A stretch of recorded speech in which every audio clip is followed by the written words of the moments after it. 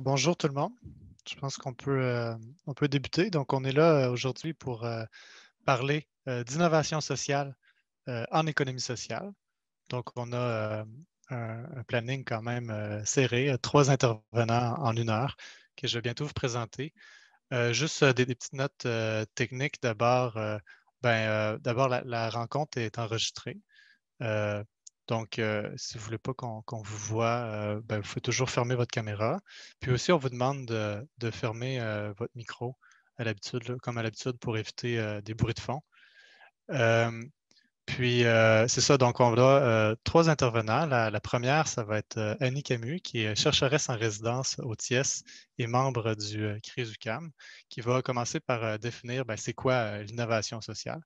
Ensuite, on va passer la parole à Martin Frappier, directeur général adjoint au chantier d'économie sociale, qui va parler sur comment l'économie sociale, c'est un vecteur d'innovation sociale.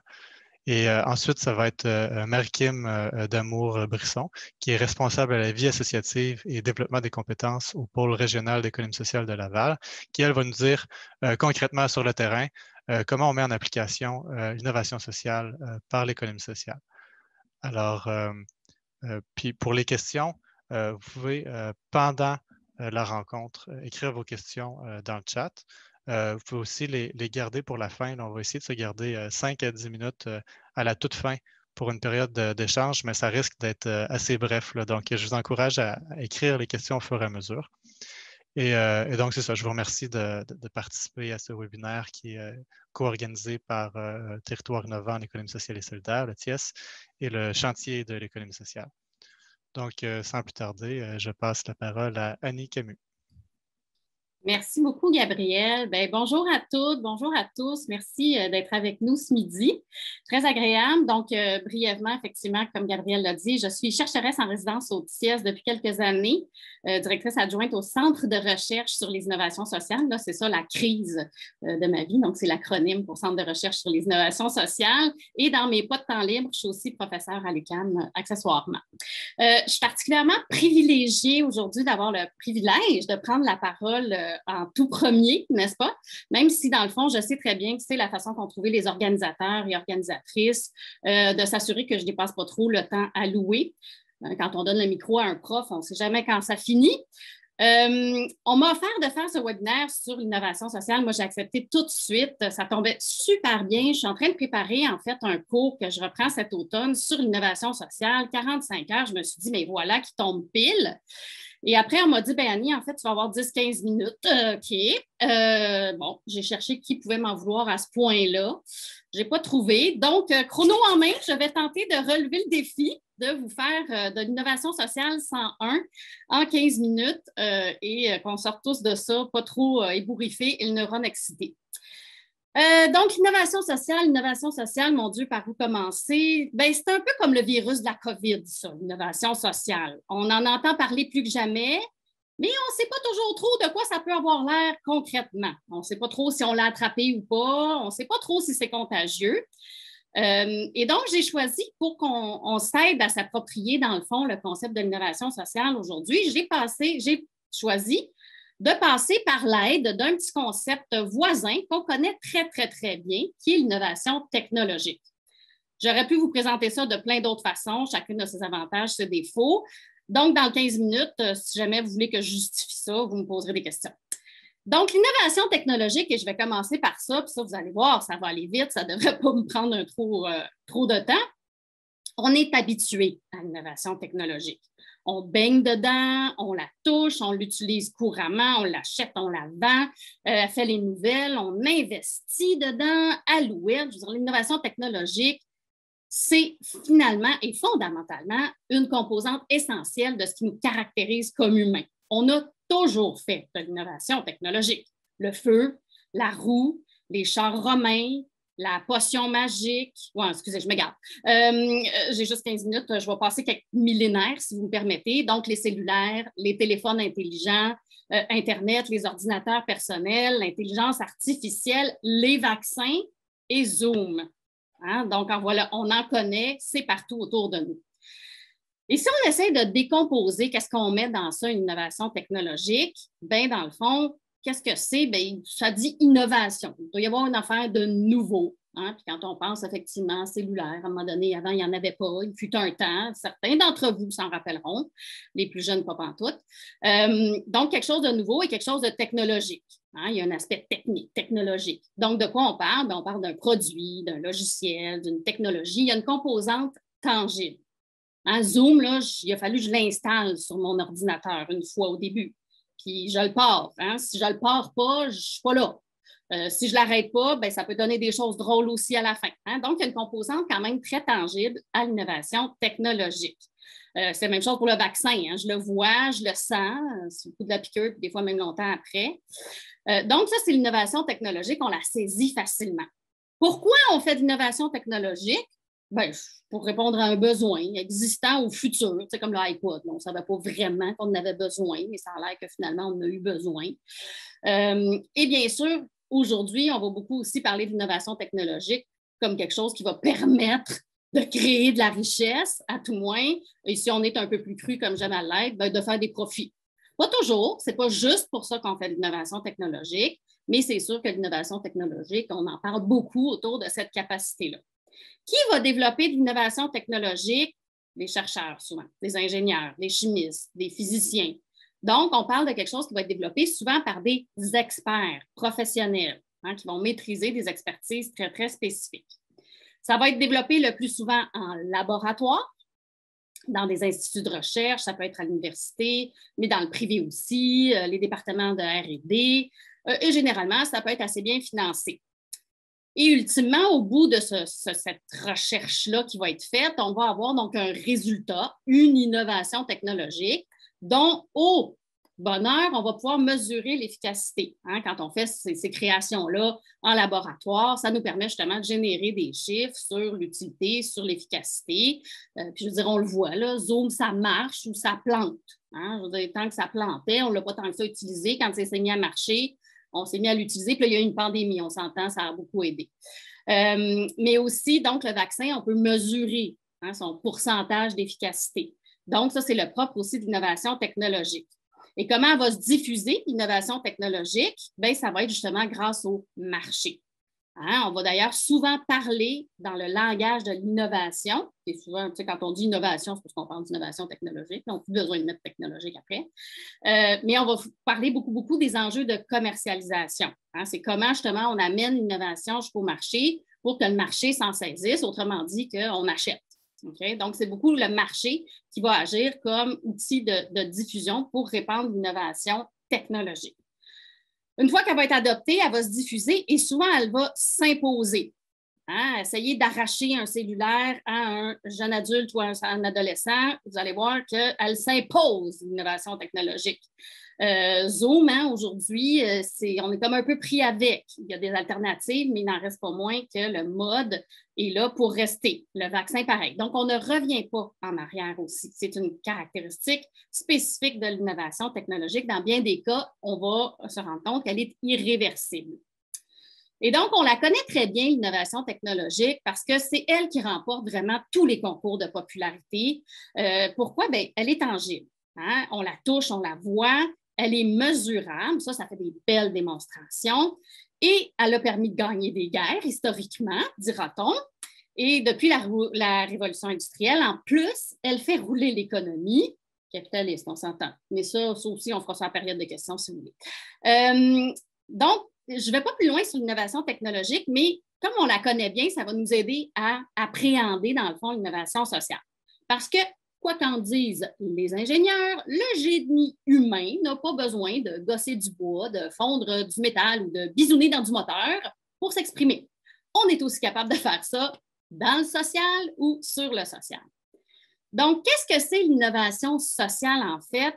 Bien, c'est comme pour l'innovation technologique. On en est entouré. Pourtant, si je vous demandais, là, nommez-moi-en 2, 3 spontanément comme ça. Vous seriez peut-être moins éloquent que pour l'innovation technologique. Hein? On a un peu plus de misère. Je vais être généreuse, je vais vous éviter d'avoir l'air fou. Je vais vous donner des exemples. Et on va regarder ensemble comment ça se traduit. Donc, en termes d'innovation sociale, on pourrait très bien parler du modèle, par exemple, de coopérative de travail, comme d'une innovation sociale. On pourrait parler des garderies populaires, devenues CPE aujourd'hui, comme d'une innovation sociale. On pourrait parler du microcrédit. On pourrait parler de l'économie sociale comme d'une innovation sociale. Et là, j'en ai deux qui me regardent tout croche, fait que je vais leur laisser ça. Et on pourrait parler aussi d'une bébite que peut-être certains d'entre vous connaissent, qui s'appelle les corporations de développement économique communautaire, mieux connues sous le nom de CEDEC. Peut-être certains d'entre vous ont connu ça. Et ceux qui me connaissent savent que j'ai un attachement particulier à ces petites bêtes-là. Donc, ça va être mon exemple aujourd'hui. Qu'est-ce que c'est les CEDEC? Vous allez voir, là, donc, c'était, je dois dire, et vous allez voir pourquoi j'ai choisi cet exemple-là, des organisations, dans le fond, qui faisaient du développement territorial intégré sur des territoires locaux, donc à l'échelle, par exemple, d'arrondissement ou de quartier à Montréal, et qui s'occupaient, en fait, en concertant les acteurs de ce territoire-là, de développement économique et social. Okay? Je n'irai pas plus loin, ce n'est pas l'idée, mais vous allez voir que ça fait un bel exemple d'innovation sociale. C'est donc mon exemple chouchou du jour. Alors, si on reprend le même cheminement qu'on a fait tout à l'heure pour l'innovation technologique avec l'innovation sociale, qu'est-ce que ça donne? Bon, bien, innovation sociale, il y a innovation encore, donc il doit y avoir du nouveau ici aussi. Et là, on va dire du nouveau, socialement nouveau, parce qu'on est dans l'innovation sociale. Au taboy, OK? Déjà, là, on sent que on rencontre un premier mur. Donc, qu'est-ce qu'on va dire? Qu'est-ce qui est nouveau socialement? C'est par où on attrape ça? On va parler souvent donc de nouvelles approches, nouvelles façons de faire, nouvelles pratiques, nouvelles interventions, méthodes d'intervention, nouveaux services, nouvelles règles, nouvelles normes, nouvelles lois ou nouvelles formes d'organisation. Ah, bien, regardons, les CEDEC, c'était comme une nouvelle forme d'organisation. Pas en termes de statut juridique. C'est un OBNL, je veux dire, ça, c'était pas une invention en soi, c'était pas une innovation. Mais dans le fond, il y avait là quelque chose qui se faisait dans ces organisations-là, qui ne se faisait avant nulle part ailleurs. Il faut aussi préciser que quand on parle d'innovation sociale, on va souvent ajouter, bien, c'est une innovation sociale, donc une nouvelle approche, une nouvelle pratique, tout ce que je viens de vous énumérer, qui doit avoir en quelque part été adoptée, qui doit avoir trouvé des preneurs. Autrement dit, si vous faites de l'innovation sociale tout seul dans votre bureau ou dans votre tête, ce n'est pas de l'innovation sociale. Okay? Vous êtes peut-être un romancier frustré et vous pouvez écrire des belles choses, mais ce n'est pas ça l'innovation sociale. Elle a un caractère donc foncièrement social dans le sens de collectif, dans le sens de c'est pas moi tout seul, c'est pas juste de l'ordre de la pensée, elle est adoptée, elle a trouvé preneur, au moins auprès d'un certain groupe de personnes. Comme pour l'innovation technologique, donc pourquoi on fait ça, l'innovation sociale? Puis souvent, on le fait sans savoir qu'on le fait, là. Bien, pour répondre à un besoin. Et dans ce cas-ci, c'est généralement un besoin social et un besoin existant, contrairement à l'innovation technologique qui, des fois, peut se propulser dans des besoins qu'elle invente. Généralement, l'innovation sociale, on va la faire pour répondre à un besoin qui est là, auquel, d'ailleurs, les solutions qui sont en place ne sont pas satisfaisantes, pour répondre à un problème social pour lequel, justement, les solutions ne sont pas satisfaisantes, et généralement de façon à agir sur la source du problème et du besoin. Okay? On peut faire de l'innovation sociale aussi pour répondre à des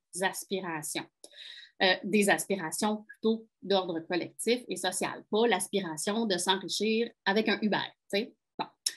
Donc, l'innovation sociale aussi, dans ses caractéristiques propres, elle est porteuse de transformation sociale. Okay? C'est une autre des caractéristiques qui va faire qu'on va pouvoir parler d'innovation sociale, c'est que dans le fond, elle veut agir sur le système, sur les sources, sur les racines de ce qui fait que le besoin existe ou le problème existe, et ainsi de suite. Okay? Donc, dans le cas des CEDEC, si je reviens à mon exemple chouchou, bien, on voulait répondre aux besoins des personnes et des organisations du territoire, entre autres en termes de qualité de vie. Hein? Il y avait des objectifs d'améliorer la qualité de vie sur un territoire donné. Donc, il y avait là un besoin auquel on cherchait à répondre, particulièrement quand elles ont émergé. Si je reprends encore là le parallèle, donc, on a quelque chose de nouveau, ITIS, hein, technologique social. Du côté technologique, c'est tangible. Là, on commence à voir que du côté social, l'aspect tangible, il est un peu moins présent. Et ça constitue un des défis. C'est pour ça qu'on a un peu plus de misère à saisir l'innovation sociale, à la placer, puis à la conceptualiser même, parce qu'il n'y a pas grand-chose de tangible là-dedans. Ça ne veut pas dire qu'il ne peut pas y avoir des composantes matérielles, ça j'y reviendrai, mais il y a quelque chose d'un peu d'intangible. On le fait pour répondre à des besoins, mais surtout des besoins sociaux, des aspirations. Oui, c'est bon, merci. Donc, qui va le développer cette fois-ci? Bien, ce sont les acteurs. ce n'est pas les experts. Hein? Ça va être les gens qui sont sur le terrain, que ce soit des intervenants, des militants, des citoyennes, des gestionnaires, des entrepreneurs, généralement collectifs. Donc là, ça va être là qu'on va aller chercher l'innovation sociale. Par qui? Comment? Bien, en expérimentant. On ne fait pas ça en laboratoire d'innovation sociale. On peut, il existe des laboratoires vivants d'innovation sociale, mais grosso modo, c'est avec des vraies personnes et on ne peut pas contrôler tant que ça l'environnement. Ce qui veut dire que l'innovation sociale, une des choses qui la distingue aussi beaucoup d'innovation technologique, c'est qu'elle est, oui, peut-être un résultat, hein, on a eu des CDEC ultimement, mais c'est surtout un processus. Okay? Et un processus qui suppose des apprentissages continus, qui a donc une composante très dynamique, et ces apprentissages-là vont venir transformer l'innovation sociale au fur et à mesure de sa vie. Alors que dans l'innovation technologique, on a des apprentissages contraints. Hein? On s'est tout tapé comment fonctionne Zoom, on n'a pas trop le choix. Dans l'innovation sociale, on va pouvoir l'adapter en fait. L'appropriation va être souvent aussi une adaptation. Dans le cas de l'innovation sociale, ce n'est pas le marché qui va assurer la diffusion. D'où les enjeux. On ne peut pas dire, tu sais, il faut commercialiser l'innovation sociale. Qu'est-ce qui va l'aider à le diffuser? Bien, c'est le transfert, c'est la connaissance. Donc, d'autres acteurs qui souhaitent reprendre, multiplier toute la question donc, du changement d'échelle et aussi souvent une reconnaissance par les pouvoirs publics, ce qu'on appelle une institutionnalisation. Donc, commercialisation peu pertinente, institutionnalisation et reconnaissance beaucoup plus. Je termine avec quelques caractéristiques spécifiques à l'innovation sociale aussi qui la distinguent. L'innovation sociale est réversible. À preuve, on n'a plus les CDEC. Okay? Donc, l'innovation sociale, contrairement à l'innovation technologique, qui a un caractère souvent très irréversible, l'innovation sociale est réversible. Par contre, elle est cumulative. On peut cumuler plusieurs innovations sociales, on peut même en mettre ensemble. Hein? Donc, le modèle coopératif fait partie de l'économie sociale et ainsi de suite. Je termine donc. Toutes les innovations technologiques, vous allez me dire, ont un impact social. Bien oui. Est-ce que ça en fait pour autant de l'innovation sociale? Non. D'accord? C'est là où il faut faire attention. Il ne faut pas réduire l'innovation sociale à un impact social de l'innovation technologique. Pas plus que l'innovation sociale, c'est la démarche ou le processus par lequel on fait accepter les innovations technologiques. Ça, c'est une vision instrumentale de l'innovation sociale. Je le rappelle, l'innovation sociale vise la transformation sociale dans ses caractéristiques propres. Donc, elle est bien au-delà d'un effet corollaire de l'innovation technologique.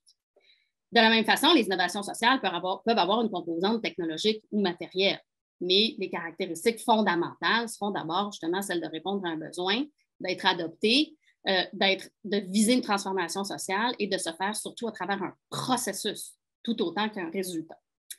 Je termine donc cette brève conférence par un avertissement.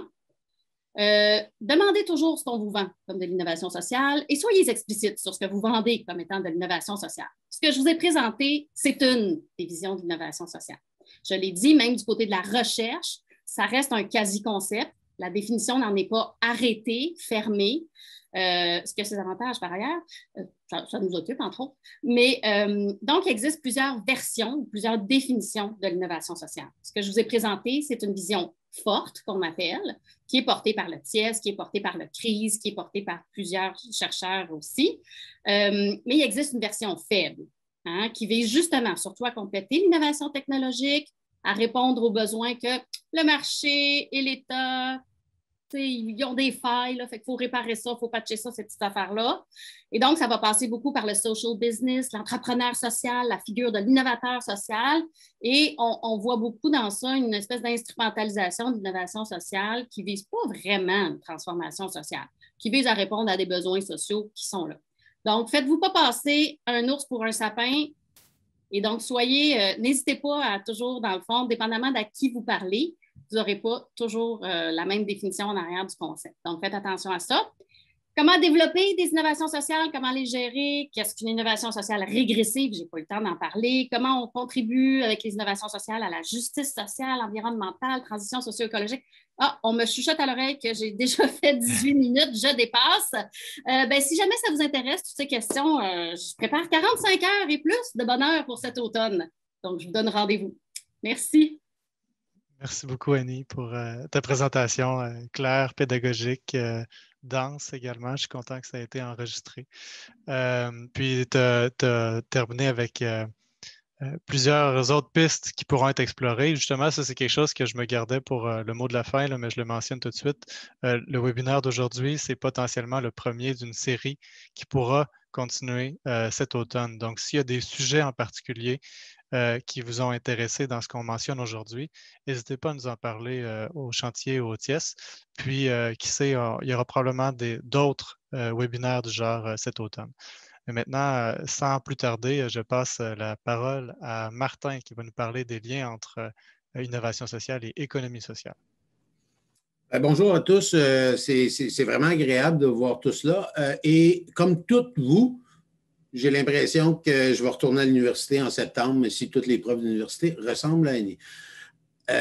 Écoutez, c'est pas facile de passer après Annie parce que le niveau d'enthousiasme et de dynamisme est tel que j'ai comme le goût de réviser mon introduction. J'allais vous dire que mon commentaire est essentiellement une espèce de pep talk. Et tout d'un coup, je me dis, je ne serai jamais aussi enthousiaste qu'Annie. Vous me le direz à la fin. Je dis ça tout simplement parce que quand le sujet a émergé et qu'on discute entre nous, il y a beaucoup de gens qui seraient intéressés à entendre parler d'innovation sociale. Ma première réaction, c'est formidable, je vais en apprendre beaucoup. J'étais même étonné, entre guillemets, quand j'entendais que les demandes d'en entendre parler de plus venaient d'acteurs qui, de mon point de vue, étaient les experts en innovation sociale. Les acteurs de l'économie sociale, les acteurs de soutien, les pôles régionaux d'économie sociale, et ceux qui font du développement, de l'accompagnement, et ainsi de suite. Donc, en quelque sorte, j'ai comme inversé un peu la perspective et j'ai, entre guillemets, réalisé ce que Annie a formulé autrement, à quel point on fait de l'innovation sociale sans le savoir. On répond à des besoins parce que c'est le propre de notre mission, sans se poser la question tant que ça, est-ce que c'est de l'innovation sociale? On invente de nouvelles solutions, pas parce qu'on cherche à inventer une nouvelle solution, parce que les solutions actuelles ne sont pas satisfaisantes et exigent de nouvelles réponses, parce que la société a évolué et exige qu'on revisite, entre guillemets, des façons de faire et qu'on identifie de nouvelles façons de faire. Donc, la partie nouveauté dans l'innovation sociale, c'est quasiment dans l'ADN de l'économie sociale, puisque j'arrive sur ce propos-là. Qu'est-ce qui fait que l'économie sociale est si prédestinée ou a un potentiel si élevé pour l'innovation sociale? C'est parce que à la base même, ces caractéristiques la prédisposent. Tantôt, on disait, bon, effectivement, c'est une invention. Oublions ça, là, oublions le caractère nouveau. Mais ce que ça disait surtout, c'est que ça répond à un besoin. Donc, ça soulève l'enjeu de comment on définit ce besoin-là, première des choses. Ça répond à un besoin dont les solutions existantes sont soit inefficaces ou insatisfaisantes. Donc, ça suppose qu'on a analysé, qu'on a pris en compte ce qui existe déjà. Et ça a une perspective, je dirais, bon, je reprends le terme de transformatrice ou systémique, c'est-à-dire, donc, on aborde la question sur un angle plus large que le seul petit problème dans une région ou dans un endroit donné pour voir est-ce qu'il y a moyen d'étendre la solution et de répondre plus largement aux mêmes besoins. Aujourd'hui, là, c'est après un an de pandémie, après tout ce qu'on a entendu sur la transition sociale, écologique, toutes les crises des dernières années, le besoin de transformer est de plus en plus communément accepté. Là, je pense que on fera pas débat entre nous, mais même si on élargissait le cercle de ceux qui pensent que le modèle de développement doit être transformé est de plus en plus grand. Mais au-delà de cette question-là, comment le faire? C'est une évidence qu'on doit transformer, mais comment le faire et comment trouver justement les bons ingrédients pour y arriver. Le premier ingrédient, c'est comment on analyse le besoin, d'où part le besoin, qui vit le besoin, comment vivent le besoin, en quoi c'est concrètement dans leur région, dans leur territoire, dans leur organisation, ça se traduit et qu'est-ce qu'on fait justement pour avoir la meilleure analyse possible du besoin? Sur la base, l'économie sociale assure la participation d'une grande diversité de parties prenantes. On n'a pas des CA de manière générale, on n'a pas des CA composés entièrement de professionnels, on a des acteurs de la société civile, il y a des travailleurs, il y a des élus, il y a toutes sortes de parties prenantes qui sont autour des organisations d'économie sociale et qui enrichissent la lecture justement du besoin. contrairement à d'autres organisations, on fait toutes sortes de rapprochements qui facilitent la chose. Tantôt, Annie nommait des modes, des exemples, mais les coopératives de consommateurs rapprochent le consommateur directement de l'entreprise. Parfois, on rapproche le bénéficiaire de services de ceux qui les dispensent directement. Donc, plus largement, on regarde et on répond à des besoins individuels, mais en développant des solutions collectives. Donc, on arrive à une intersection des deux et on trouve une solution. Donc, en ce sens-là, je reprends les termes dit différemment de Annie, mais l'économie sociale est véritablement un laboratoire d'expérimentation d'une société qui est en train de se transformer.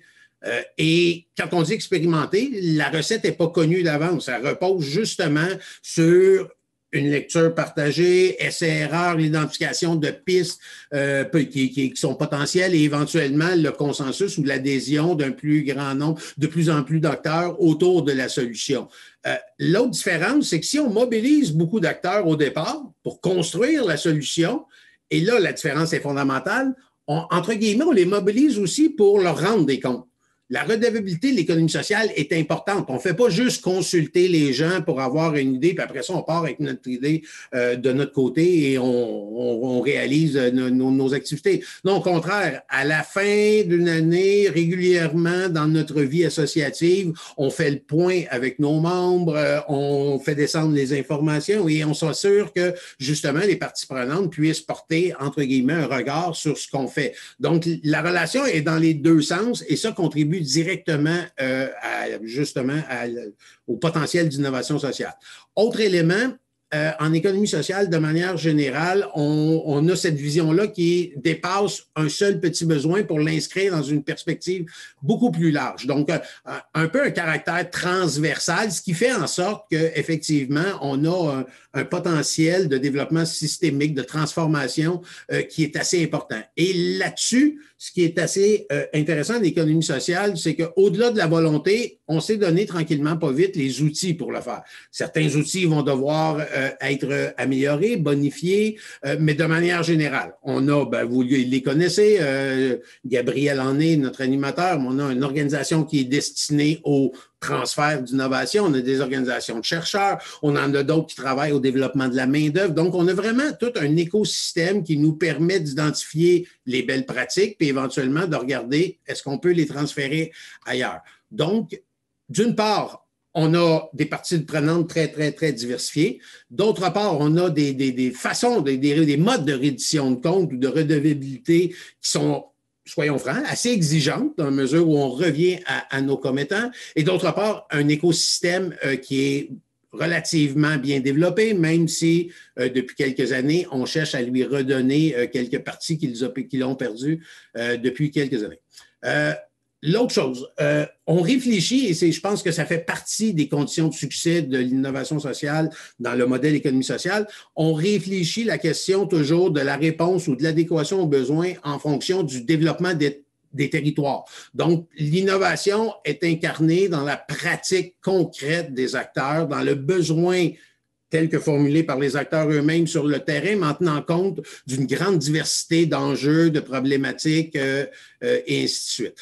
Et ce caractère-là, justement, ancré très profondément dans le territoire, je pense que ça l'explique en grosse partie non seulement notre succès en matière d'innovation sociale, mais le caractère durable de nos organisations et donc aussi de plusieurs. Annie disait, il y a des innovations sociales qui peuvent être, desquelles on peut reculer puis revenir en arrière, mais dans bien des cas, ce qu'on a mis sur pied et qui fonctionne bien dure non seulement très longtemps, mais est efficace et survit plus que la moyenne des entreprises ou des innovations technologiques, surtout celles qui reposent sur littéralement la création d'un besoin. Donc, ça, c'est important que quand on pense à l'innovation sociale, on voit cette articulation-là entre les acteurs qui sont présents et l'entreprise ou l'organisation en économie sociale et comment elle mobilise les différentes ressources. Parce que ça, c'est une autre caractéristique qui nous y mène.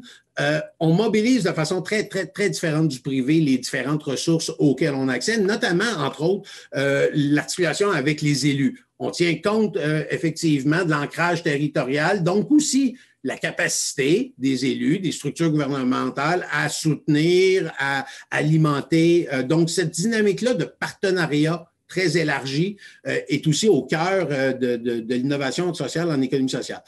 Il y a plusieurs éléments que j'aurais voulu aborder parce que ça me semble évident, mais que Annie a traduit. Je vais en signer quelques-uns quand même qui, sans recouper complètement, Annie ajoute. L'enjeu de la recherche. C'est un maillon faible. Quand Annie disait tantôt, on fait souvent de l'innovation sociale sans le savoir, c'est entre autres parce qu'on ne peut documenter l'innovation sociale. Je pense que Marie-Kim qui suit va pouvoir peut-être mettre quelque chose de plus concret sur quelle forme ça prend.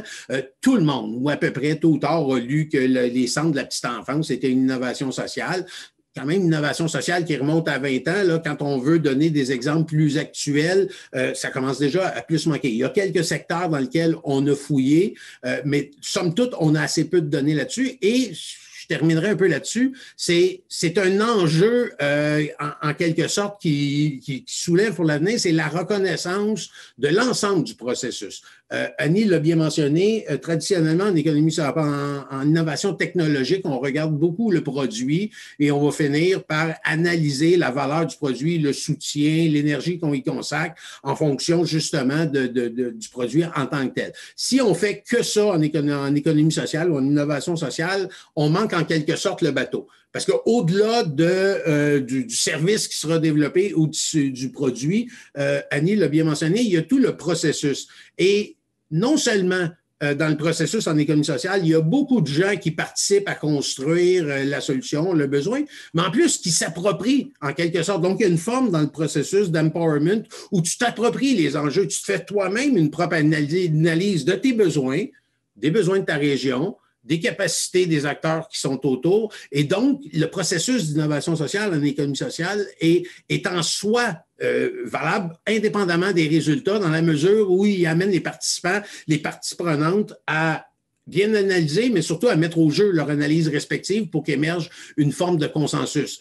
Ça ajoute sérieusement sur la question de la pérennité des organisations. On s'assure dès le départ d'avoir un fondement solide qui permet justement qu'on ait la même perspective et éventuellement les mêmes idées sur les solutions. Donc, pour la recherche, autrement, je terminerai en disant que l'écosystème est beaucoup plus large que juste, bien entendu, ce qui porte sur l'innovation sociale. Ça prend un écosystème qui a des structures de représentation, des structures d'accompagnement classiques et ainsi de suite. Et peut-être qu'un des enjeux de l'innovation sociale, c'est d'assurer justement une bonne compréhension de l'ensemble des rôles des intervenants qui peuvent soutenir ce qui, a priori, semble être une pratique habituelle, mais qui, dans les faits, devient innovante parce que rencontre, je dirais, les limites du système dans lequel elle est. Et particulièrement, entre guillemets, les limites gouvernementales. Ça, c'est le bout un peu éditorial. En économie sociale, quand on veut faire de l'innovation sociale, on doit sortir des cadres des sentiers battus. Et malheureusement, on se retrouve souvent dans des programmes qui nous y renferment, qui nous ramènent à des balises. Donc, on encadre l'innovation. Sur le plan de l'esprit, c'est compréhensible. Dans la réalité, c'est souvent littéralement invivable. Donc, un des défis sur l'innovation sociale, je vais terminer comme ça, c'est que les instances gouvernementales fassent preuve d'innovation eux-mêmes dans le soutien qu'ils vont apporter justement aux acteurs qui cherchent à sortir des sentiers battus. Je pense sincèrement que c'est le premier défi. Le deuxième défi est tout aussi important, c'est qu'on ne peut pas penser qu'il y a un ministère de l'innovation sociale, une direction X, Y, Z qui va faciliter la vie de tout le monde. Non, malheureusement, l'innovation sociale est transversale. Et c'est l'ensemble de l'appareil gouvernemental qui doit prendre une posture et laisser de l'espace aux acteurs. Bien entendu, je comprends que le gouvernement a des limites, mais doit, au sein même de leur programme, de leur structure, laisser de l'espace pour justement permettre de sortir des sentiers battus, avoir de la flexibilité pour des formes qui sont un peu en dehors de ce qu'on est habitué, ou littéralement dénormer des programmes parce que soutenir la nouveauté avec quelque chose qui est très encadré, c'est souvent contre-productif. Je terminerai comme ça. Merci beaucoup, Martin. Toi aussi, en terminant, tu ouvres la porte à des sujets potentiels. Aujourd'hui, on se concentre sur c'est quoi l'innovation sociale en contexte d'économie sociale, mais comment est-ce qu'on la soutient? Comment est-ce qu'il y a un peu un écosystème, des politiques publiques qui peuvent intervenir là-dedans? C'est une question importante qu'on abordera peut-être l'automne prochain. Mais pour l'instant, je vais tout de suite donner la parole à Marie-Kim qui va nous donner quelques exemples d'innovation sociale en économie sociale. Bonjour à tout le monde. Premièrement, merci pour l'invitation. Je me sens un petit peu comme peut-être l'experte de vécu. Ici, on parlait tantôt d'expert de contenu, expert de vécu. Chose à quoi on fait souvent référence aussi chez nous. Donc, présentement, premièrement, je vais me présenter. Donc, Marie-Kim Damon-Bryson du pôle régional d'économie sociale de Laval. Ça fait bientôt 3 ans maintenant que je suis au pôle et que, en fait, je travaille au laboratoire d'innovation sociale, donc à la mise en place des génératrices d'innovation sociale dont je vais parler un petit peu plus tard. Premièrement, merci à Annie et à Martin d'avoir mis la table sur c'est quoi l'innovation sociale. Je dois avouer que j'ai fait plusieurs lectures sur le sujet donc dans les derniers mois, dernières semaines également. Puis souvent, les textes commencent de la même façon en disant il n'y a pas vraiment de définition claire de l'innovation sociale. Donc, merci au moins d'avoir mis justement quelques concepts sur la table, de l'avoir expliqué. Puis c'est sûr que je m'inscris au cours de 45 heures moi aussi. Donc, Annie, je pense que le cours va être plein à l'automne. Au pôle régional d'économie sociale de Laval, en fait, depuis 4 ans, on propulse le laboratoire d'innovation sociale. Donc, Annie parlait un petit peu plus tôt des laboratoires. On tente d'en mettre un sur pied. En fait, on en a mis un sur pied il y a 4 ans et c'est un processus itératif. On est justement dans l'innovation, à essayer de faire les choses différemment, à changer le narratif aussi. À Laval. Et c'est pour ça qu'on a mis le laboratoire en place pour vraiment favoriser la mise en place de conditions favorables à l'émergence de solutions innovantes sur le territoire, puis ayant comme véhicule, en fait, ou comme levier l'économie sociale, comme Martin l'a nommé tantôt. Je parle ici de Laval parce que c'est ce que je connais. Par contre, il est important de mentionner que d'autres pôles d'économie sociale, pour ne pas dire tous les pôles d'économie sociale, puis d'autres organisations, le TIES, également le chantier, je pense à la Maison de l'innovation sociale également, travaille dans le même sens, justement dans le sens de faire changer ce narratif-là, de participer à la transformation sociale de nos territoires. Sur nos territoires, dans nos communautés, il existe encore, puis il existera toujours malheureusement des enjeux sociaux auxquels on n'a pas trouvé de solution durable, de solution satisfaisante, comme Annie et Martin le nommaient tantôt. Puis il n'appartient pas seulement à l'État de trouver les solutions à ces problèmes-là. Nous, on croit réellement, un peu comme Martin et Annie l'ont dit, que c'est en joignant vraiment l'expertise, les connaissances, le vécu, autant de l'État, le marché privé, le milieu communautaire, tous ces citoyens et citoyennes engagés sur nos territoires. Et j'en ai vu quelques-uns de Laval, donc je tiens à les saluer quand même et merci d'être là.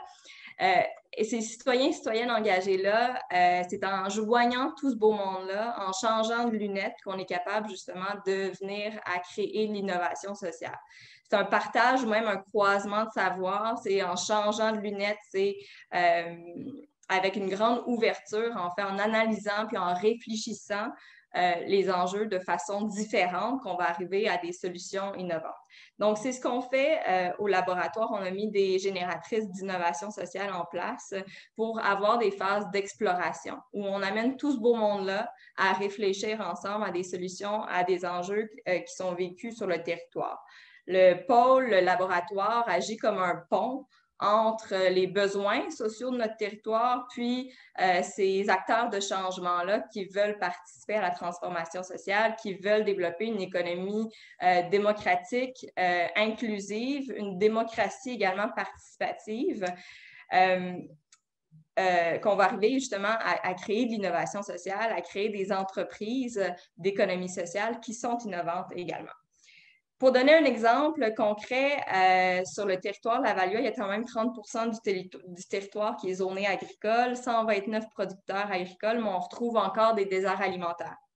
Donc, des quartiers où la population n'a pas accès facilement à de la nourriture saine.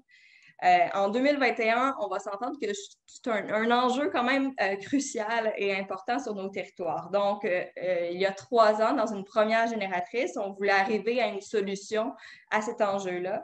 Donc, on a réuni ensemble lors de plusieurs rencontres, en fait, des acteurs du développement social, du développement économique de la ville, des conseillers, conseillères du MAPAC, des gens, des organisations, des entreprises d'économie sociale qui travaillent en accessibilité alimentaire, mais également des gens qui travaillent en mobilité, donc des gens de différents secteurs, des citoyens, des entrepreneurs engagés également.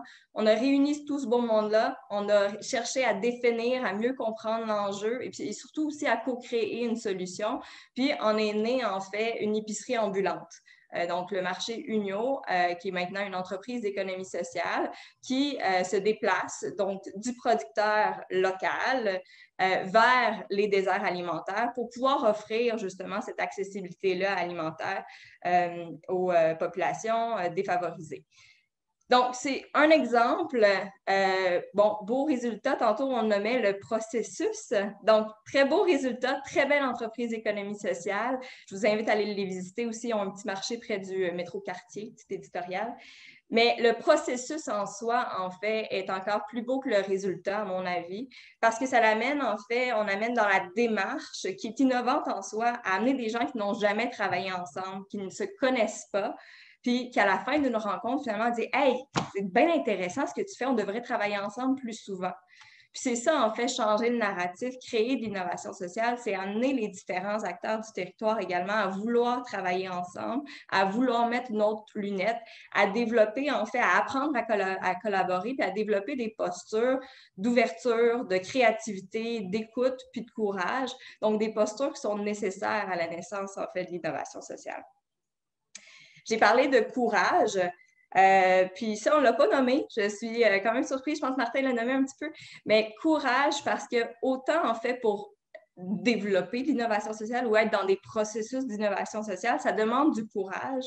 On ne va pas se cacher que lorsqu'on innove, on fait les choses différemment.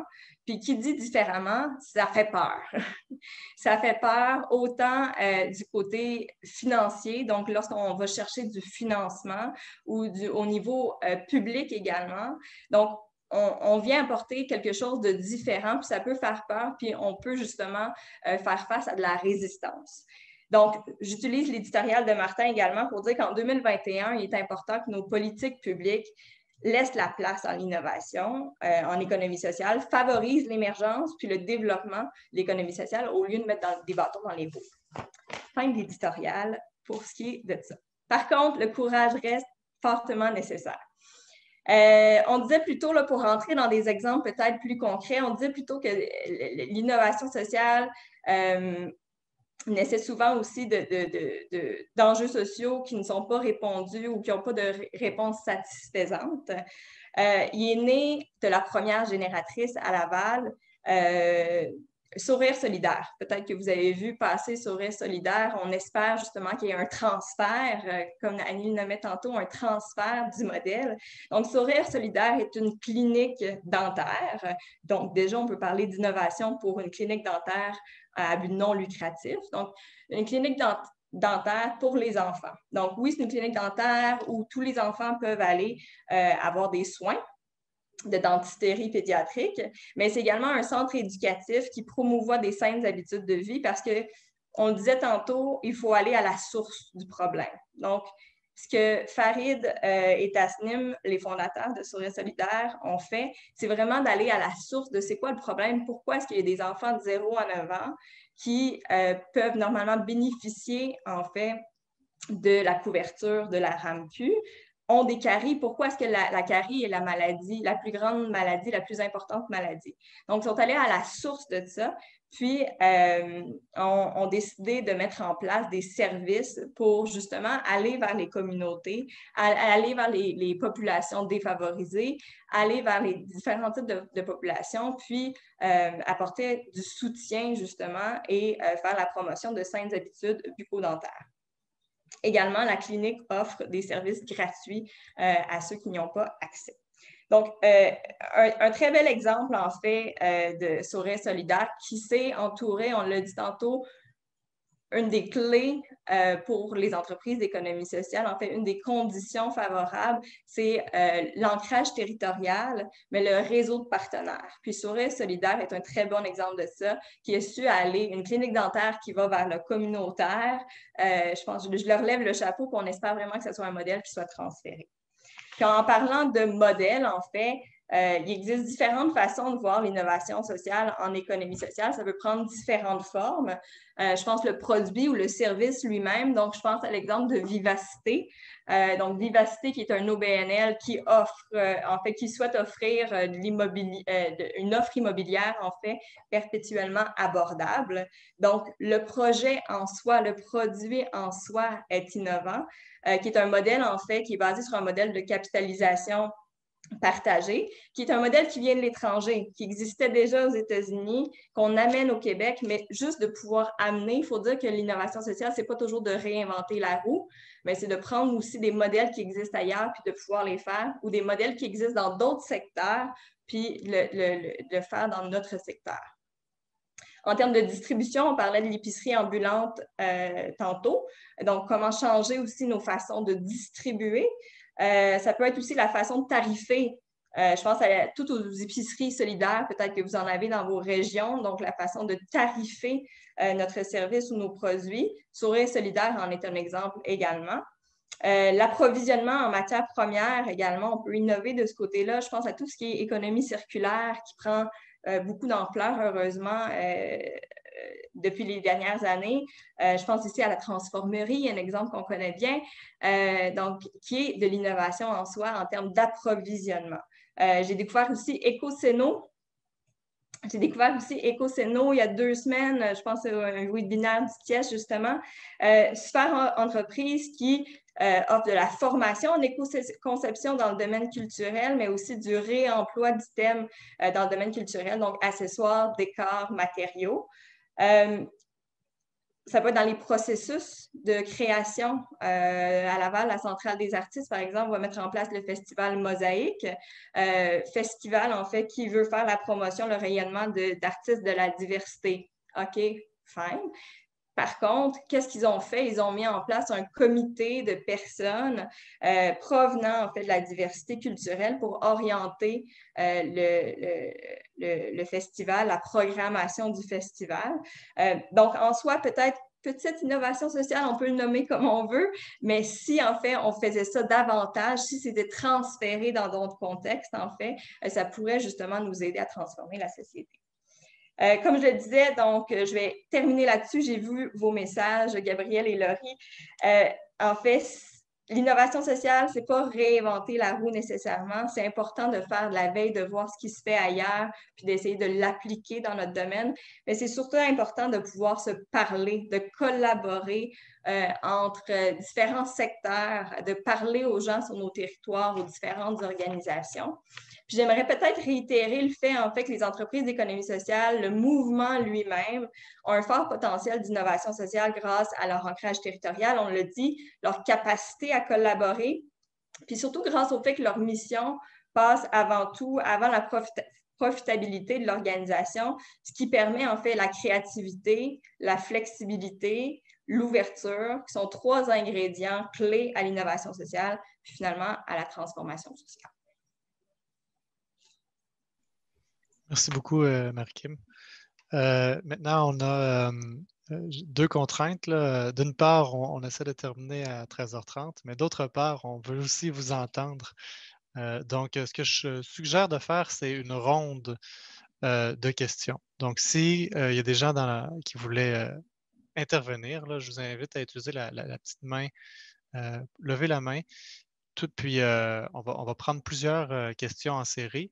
Puis ensuite, chacun de nos 3 intervenants va pouvoir réagir avec un mot de clôture, là, tout en sachant qu'on a déjà quelques questions. Là. Donc, il y avait Ricky dans le chat qui demandait est-ce qu'il y a des exemples d'entreprises qui prétendaient être de l'économie sociale qui ont éventuellement perdu cet attribut?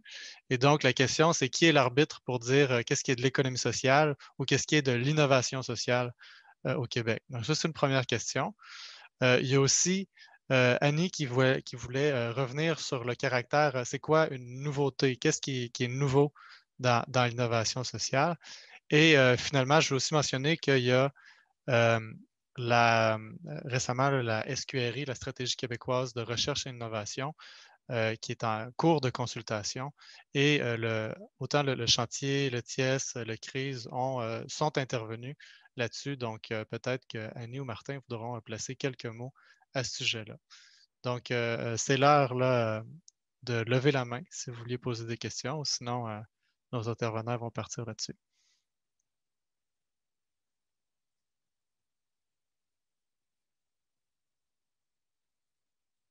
OK.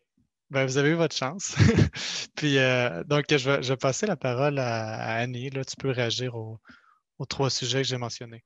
Excellent. Merci beaucoup, Gabriel. Sur la question de l'arbitrage, en matière d'économie sociale, on est assez bien équipé, puis je laisserai peut-être Martin même ou Marc-Kim sur l'arbitrage de qui en est plus, les entreprises, ceux qui en étaient, qui n'en sont plus. Sur la question de l'innovation sociale, les arbitrages ne sont pas. Personne n'a la légitimité d'arbitrer comme tel, dans le sens où, pour le moment, de toute façon, comme le soulignait très bien Marie-Kim, on ne s'entend même pas sur la définition. Donc, après ça, c'est sûr que des pouvoirs publics pourraient dire, moi, je considère que ça, c'est de l'innovation sociale et donc, moi, je vais décider que si on rentre dans ce cadre-là, c'est de l'innovation sociale et je finance. Mais je veux dire, il n'y a pas d'autorité pour le moment, il n'y a pas de label, il n'y a pas d'autorité suprême. C'est en débat, ce qui par ailleurs est, je pense, nourrissant.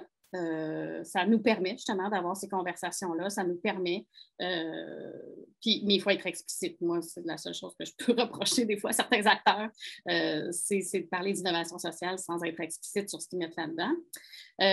Sur la question de la nouveauté, je voulais revenir parce qu'effectivement, d'ailleurs, quand on parle d'innovation, on dit oui, il y a un caractère nouveau. Est-ce que nouveau, ça veut dire qu'il faut à chaque fois justement réinventer le bouton à 3 roues, comme disait le ministre que je ne nommerai pas? Mais pas nécessairement. Donc, quand on dit aussi nouveauté, c'est comme, mon Dieu, on est condamné à innover. Or, j'ai parlé du modèle des coopératives comme d'une innovation sociale. Le modèle existe depuis plus de 100 ans, on s'entend là. Donc, le caractère nouveau, quand est-ce que ça commence, quand est-ce que ça finit? Je pense que d'abord, quand on parle d'innovation sociale, le nouveau, c'est dans la nouveauté dont on met les morceaux ensemble. Et ça, Marc-Kim l'a bien soulevé. Quand on va faire se rencontrer et collaborer entre eux des acteurs qui ne collaboraient pas. Donc, il y a là aussi du nouveau. Et c'est beaucoup ça dans l'innovation sociale. Hein. On va prendre des choses. Je veux dire, on ne réinvente pas le social. Là. On ne sait pas tant que ça. On n'est pas nouveau nous-mêmes comme êtres humains. On n'est pas... Mais dans le fond, on va mettre en place aussi des acteurs différents entre eux. Oui, on peut inventer des pratiques, mais souvent, on va avoir été hybridés de choses qu'on a mis ensemble. Donc, je pense qu'il faut faire attention sur ce caractère innovant et plutôt parler justement d'un caractère innovant que d'une nouveauté. Là, c'est quelque chose qu'il faut qui sorte d'un chapeau. Ce qui permet aussi, donc, de comprendre que l'innovation sociale, de son caractère processuel, mais innovant dans le sens n'est pas la norme toujours. Ça aussi, ça peut faire qu'une innovation va être une innovation longtemps. Okay? Donc, il faut faire attention là, avec ce mot nouveauté, ce que je n'avais pas eu le temps de préciser.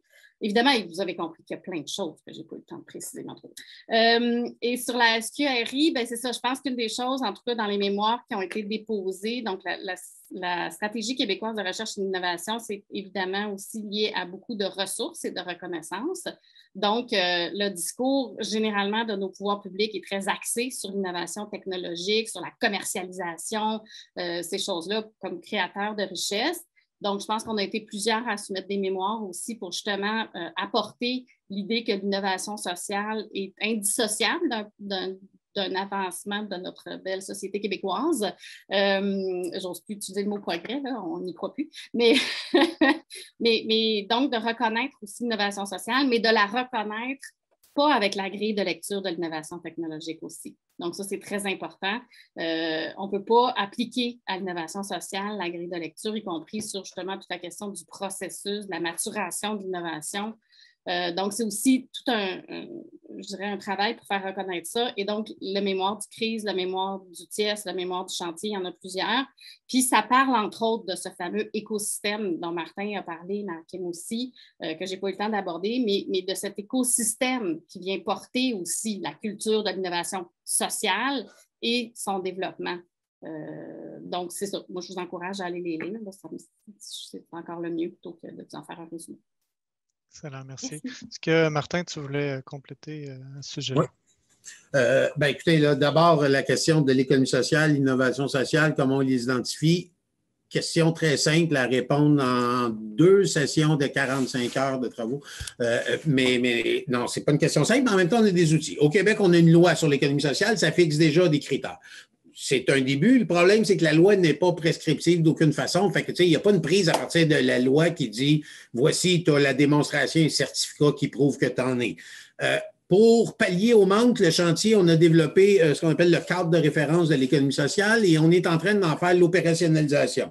Conclusion ou traduction simple, on est en train de développer une bébite qui va permettre simplement d'entrer des informations et d'avoir, moi je l'utilise comme un aide à la prise de décision. Ce n'est pas quelque chose qui est normatif, mais qui nous permet de nous questionner sur chacun des enjeux, chacun des critères de l'économie sociale. Avec cet outil-là, on est déjà plus proche de pouvoir identifier qui en est et qui n'en est pas.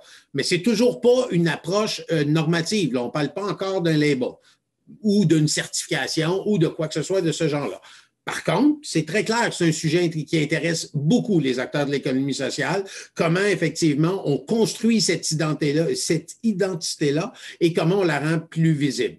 Ça progresse et on avance. Sur la base des critères qui existent pour répondre plus précisément à la question, oui, un peu malheureusement, je dirais, c'est possible qu'une entreprise qui est qualifiée d'économie sociale, un jour ou l'autre, se retrouve à ne plus pouvoir être qualifiée de la chose parce que perd ses caractéristiques définitoires. Innovation sociale, bonne chance ceux qui le font. Je vais rebondir sur ce que Annie dit quand elle parlait des indicateurs. L'important pour l'innovation sociale, pour moi, c'est qu'on se donne des façons de faire qui traduisent réellement ce que c'est et surtout qui révèlent réellement ce que c'est, parce que c'est parfois flou. Et en ce sens-là, je vais revenir à ce que je voulais dire tantôt, un élément qui est de l'ordre du pep talk. Honnêtement, l'enjeu sur ça, là, je vous le dis, c'est documenter, puis je pourrais continuer comme ça. On parle beaucoup d'évaluation, d'analyse, et ça, tout ça, c'est bien. Mais la première étape, là, il faut documenter ce qu'on fait, il faut laisser des traces, il faut que ça soit visible et que les chercheurs de tout acabit puissent disposer justement de traces pour justement avoir des études pertinentes, entre guillemets. Parce que quand on voit déjà la trace de comment on a fonctionné, c'est un objet d'étude qui émerge plus facilement. Documenter, c'est aussi être capable, avant même de savoir comment, mais se donner les moyens plutôt d'éventuellement démontrer ce qu'on a fait, d'éventuellement alimenter la réflexion de nos gouvernements et autres bailleurs de fonds pour qu'ils comprennent justement l'impact. Une évaluation, une étude plus approfondie, tant mieux. Si on n'a pas ça, mais qu'on a beaucoup de documentation, on a déjà un bout. Donc, et en ce sens-là, c'est, je dirais, l'enjeu, parce que là, j'arrive sur le dernier bout, c'est l'enjeu de la SQRI. C'est comment on va être capable d'inscrire l'innovation sociale au cœur de la SQRI et comment on va être capable de lui apporter éventuellement que la reconnaissance se traduise par des outils, une compréhension.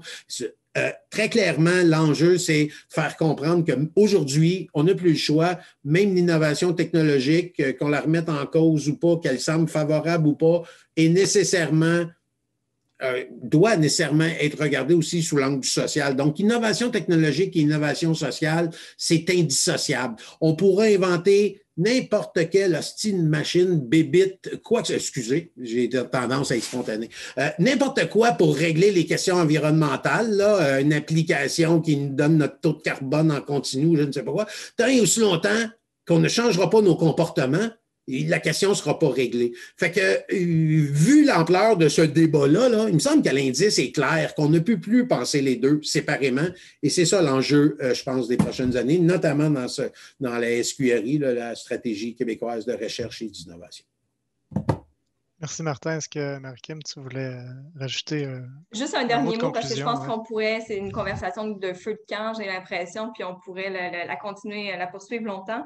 Mais juste dire que peut-être le syndrome de l'imposteur existe également en innovation sociale, parce que les entreprises d'économie sociale ne cherchent pas à faire de l'innovation sociale, cherchent à trouver des solutions aux problèmes. Donc, ils ne vont pas nécessairement dire « Ah, je veux faire de l'innovation sociale ». Non, ils veulent trouver une réponse au problème. C'est là où il faut reconnaître l'économie sociale, puis comme le disait Martin, justement la mettre en lumière, puis faire valoir cette innovation sociale-là. Merci de le mentionner, Marie-Kim, parce qu'effectivement, c'était un des messages importants aujourd'hui. C'est que, c'est ça, les entrepreneurs en économie sociale, ils cherchent des solutions à des problèmes, des solutions collectives. Puis, ce faisant, ils font l'innovation sociale. Puis, c'est pas plus compliqué que ça. Je vous remercie. Je remercie les intervenants, Annie Camus, Martin Frappier et Marie-Kim Damour-Bryson pour leur temps. Je remercie aussi toutes les personnes qui se sont connectées aujourd'hui pour participer à ce webinaire. Webinaire qui a été enregistré, donc qui sera rendu disponible sur le site Internet du TIES et du chantier bientôt. D'ici là, si vous avez des commentaires, des idées de sujets que vous voudriez approfondir en lien avec l'innovation sociale, l'économie sociale, ça nous intéresse. Écrivez-nous. Et c'est ça. Entre-temps, je vous souhaite un bon été et merci d'avoir participé.